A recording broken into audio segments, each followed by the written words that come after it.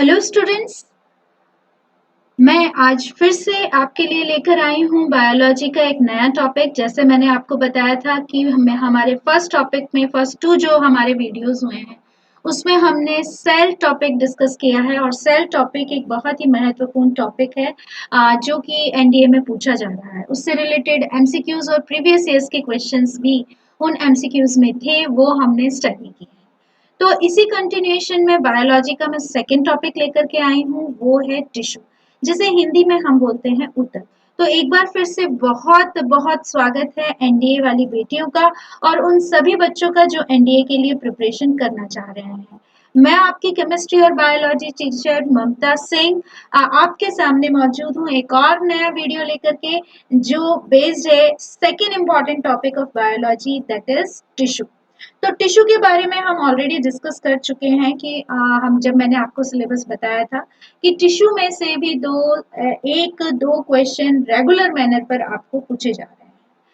तो यहाँ पर एक क्वेश्चन आपके स्क्रीन पर आ रहा है, a common structural feature of vessel elements and sieve tube element is, vessel element and sieve tube element is nucleated condition, enucleated condition, B thick secondary wall, C pores on lateral walls and D presence of P या porphyrin proteins।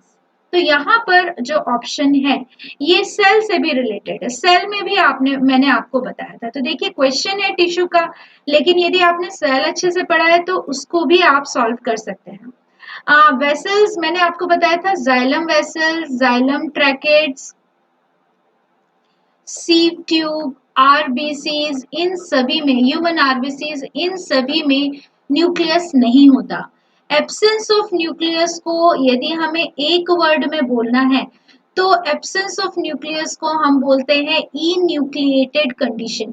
इन्यूक्लिएटेड condition तो इसका मतलब ये है कि sieve tube में nucleus नहीं होता और वेसल्स में भी, जाइलम वेसल्स में भी न्यूक्लियस नहीं होता।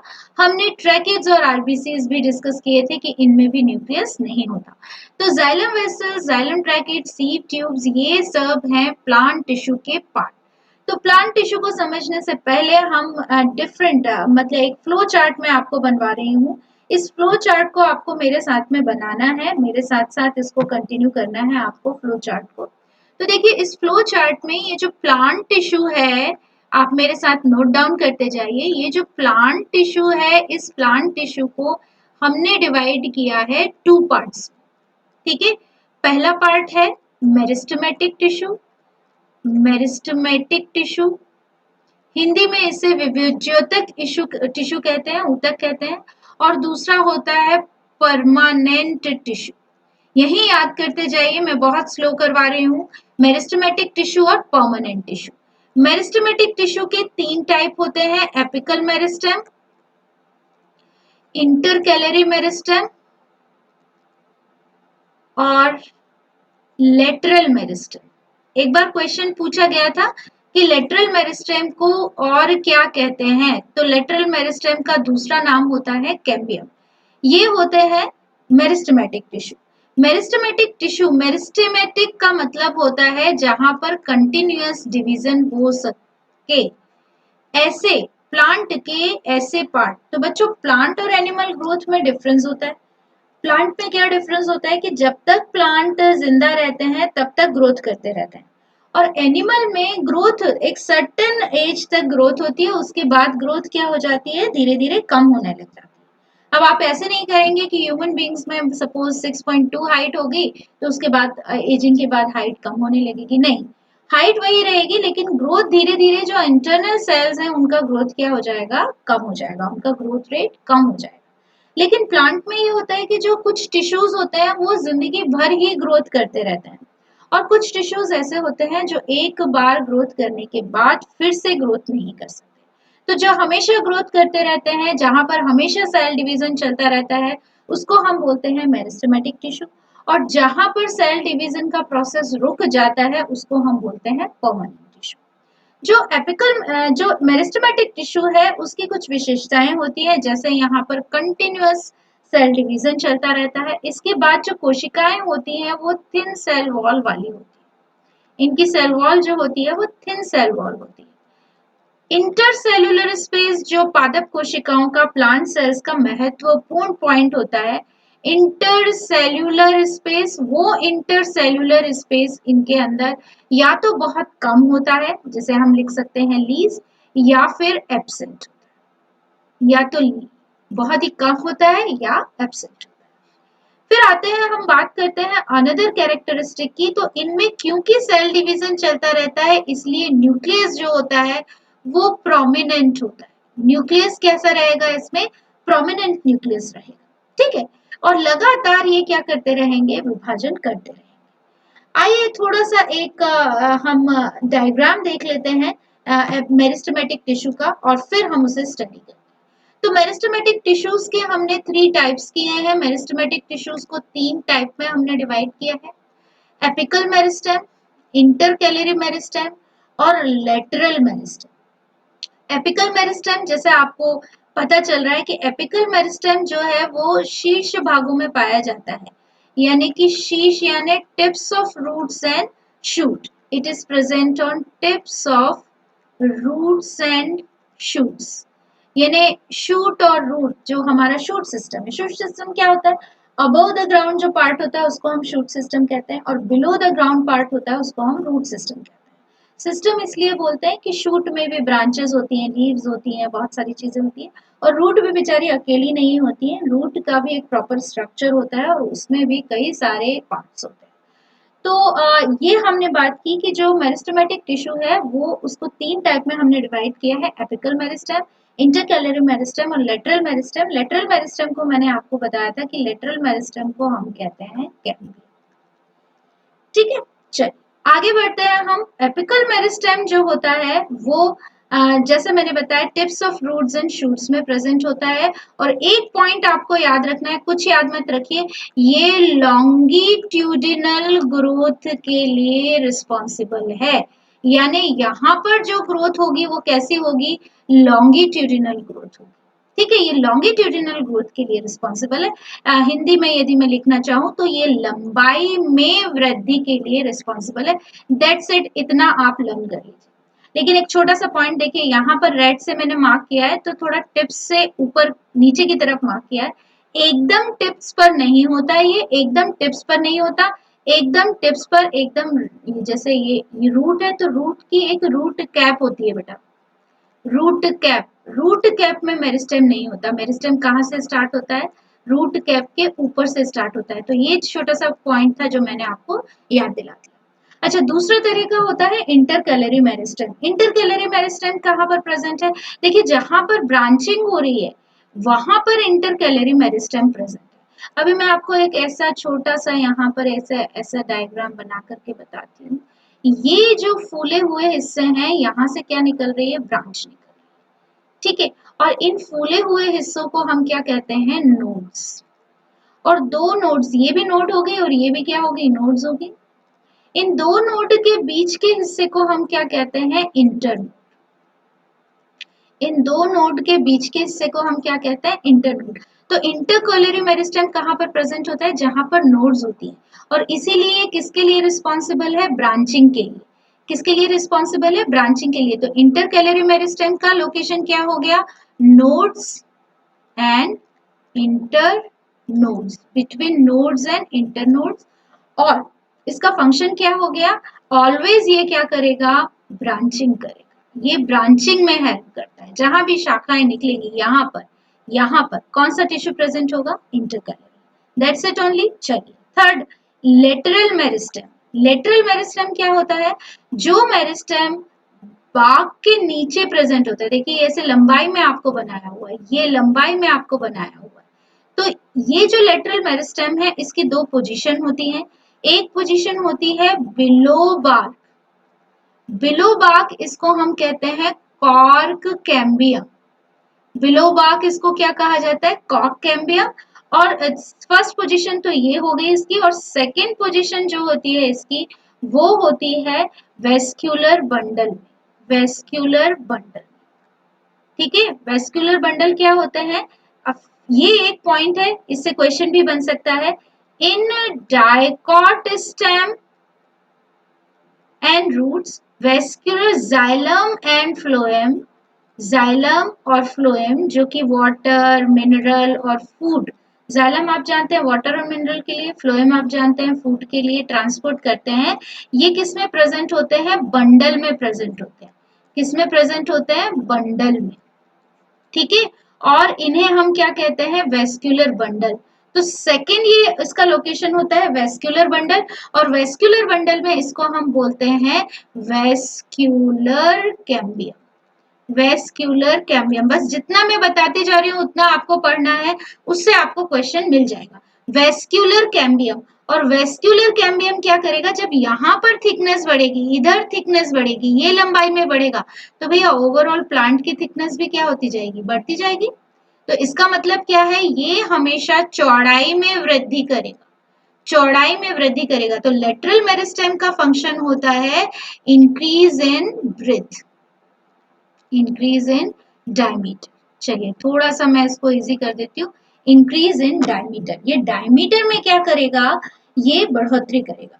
तो क्विकली तीन, apical meristem, intercalary meristem, lateral meristem. Apical meristem roots के और शूट्स के टिप्स पर प्रेजेंट होता है, लॉन्गिट्यूडिनल ग्रोथ करेगा, लंबाई में वृद्धि करेगा। जो इंटरकैलरी मेरिस्टेम है वो ब्रांचिंग में वृद्धि करेगा, और जो लेटरल मेरिस्टेम जिसको हम कैम्बियम कहते हैं, वो चाहे कॉर्क के नीचे हो, चाहे वो वेस्कुलर बंडल में हो, वो हमेशा क्या करेगी? चौड़ाई में वृद्धि करेगी। ये 5-6 पॉइंट्स आपने लर्न कर लिए तो आपका ये मेरिस्टेमेटिक टिश्यू क्या हो जाता है? तैयार हो जाता है। क्लियर है इतना? तो यहां तक हम इसको करेंगे और आगे बढ़ाएंगे। आइए अब मैं बात करती हूँ अनदर वन कि मेरिस्टेमेटिक टिश्यू के बाद हमारे पास आता है परमानेंट टिश्यू। ठीक है, तो जैसे मेरिस्टेमेटिक टिश्यू के हमने टाइप किए थे, वैसे ही परमानेंट टिश्यू के डिफरेंट टाइप करेंगे। अब जो परमानेंट टिश्यू है, इसको परमानेंट टिश्यू क्यों कहते हैं? बिकॉज ये जो है वो डिवाइड नहीं हो सकते, तो हम इनको कह सकते हैं कि because they are made up of non dividing cells. ये किससे बने होते हैं? Made up of non dividing cells. ठीक है, यहाँ पर डिवीजन नहीं होगा, फर्दर डिवीजन नहीं होगा। और ये जो परमानेंट टिश्यूज होते हैं, they are formed by meristematic tissue. यानी मेरिस्टेमेटिक टिश्यू में ही स्पेशलाइजेशन होगा और क्या बनेंगे? परमानेंट टिश्यू बनेंगे। यानी मेरिस्टेमेटिक टिश्यू ही स्पेशलाइज होकर के क्या बनाएंगे? परमानेंट टिश्यू बनाएंगे। परमानेंट टिश्यू को हमने 3 कैटेगरीज में डिवाइड किया है। पहला है प्रोटेक्टिव, दूसरा है सिंपल परमानेंट, और थर्ड होता है, फर्स्ट इज प्रोटेक्टिव टिश्यू, दूसरा है सिंपल परमानेंट, और तीसरा होता है कॉम्प्लेक्स परमानेंट। तो फ्लो चार्ट बना लीजिए मेरे साथ में। Protective tissue, protective permanent tissue, simple permanent tissue और complex permanent tissue. Protective permanent tissue में हम डिस्कस करते हैं एपिडर्मिस। एपिडर्मिस क्या होती है? This is the outer most covering of plant body. Plant की बॉडी की आउटर मोस्ट कवरिंग कौन बनाती है? वो बनाती है एपिडर्मिस। एपिडर्मिस में इंटरसेल्यूलर स्पेस नहीं होता है। इंटरसेल्यूलर स्पेस एब्सेंट होता है। ये बहुत ही इंपॉर्टेंट फीचर है कि ज्यादातर जो टिश्यूज होते हैं प्लांट में, उनमें इंटरसेल्यूलर स्पेस जरूर होता है, लेकिन एपिडर्मिस में इंटरसेल्यूलर स्पेस नहीं होता है।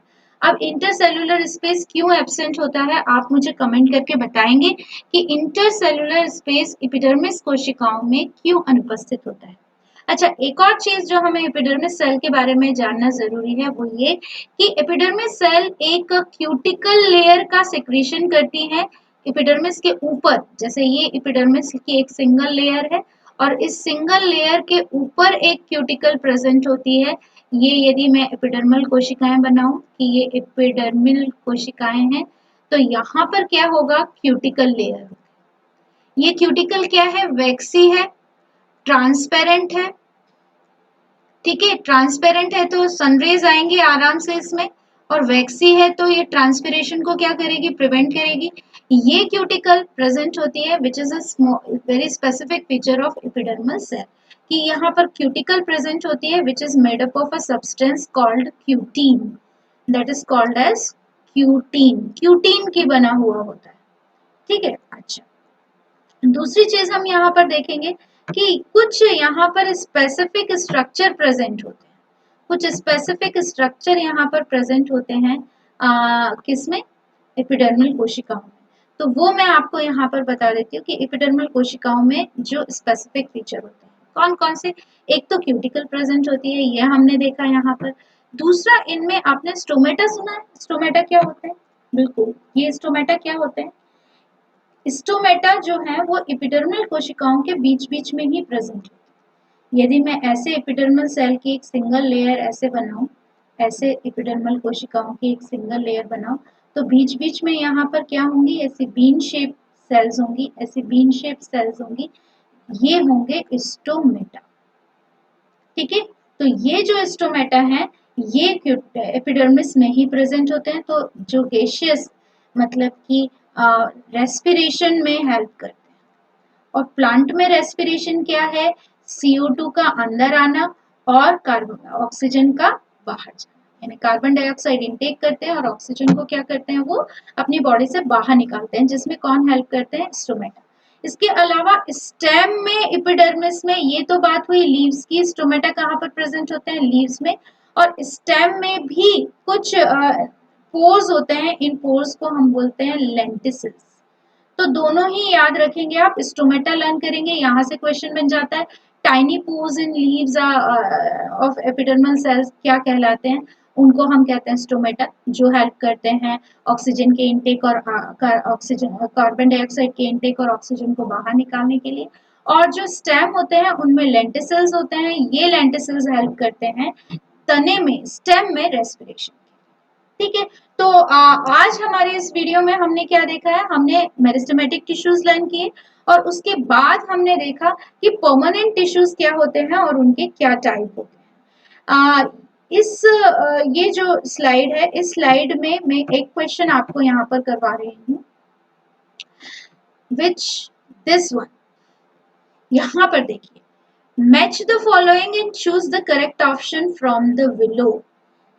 अभी इसमें ये तीनों हमने डिस्कस नहीं किए क्योंकि ये सिंपल परमानेंट टिश्यू के पार्ट है। मेरिस्टेमेटिक से देखो क्वेश्चन क्या आ रहा है, यदि आपको एक दो भी मैच हो जाते हैं तो आप मैचिंग कर सकते हो। जैसे मेरिस्टेमेटिक टिश्यू बने होते हैं एक्टिवली डिवाइडिंग सेल के, और एपिडर्मल टिश्यू में क्या प्रेजेंट होते हैं, स्टोमेटा। एपिडर्मल टिश्यू में क्या होते हैं, स्टोमेटा। और स्टोमेटा कहाँ पर प्रेजेंट होते हैं, लीव्स में, अभी मैंने बताया। और लीव्स में वो रेस्पिरेशन के काम आते हैं। तो इसी ये दो पॉइंट भी यदि हमें पता है, सपोज मैंने सिर्फ और सिर्फ क्या किया, मैंने सिर्फ इतना ही पार्ट किया है, तो भी मैं इस आंसर्स को निकाल सकती हूँ। ए का मैंने क्या लगाया 3 और ई का मैंने क्या लगाया 4, तो ए का 3 और ई का 4 आपका ये वाला आंसर बनता है, that is the B answer. ये ए आंसर है और ये बी आंसर है, तो बी आंसर मैं ट्रेस आउट कर सकती हूँ क्योंकि ये बहुत सिंपल पार्ट है बेटा।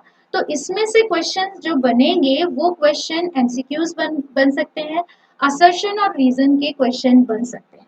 यदि आप लास्ट ईयर का पेपर उठा करके देखेंगे तो आपको पता है कि प्लांट टिश्यू से क्वेश्चन आया है।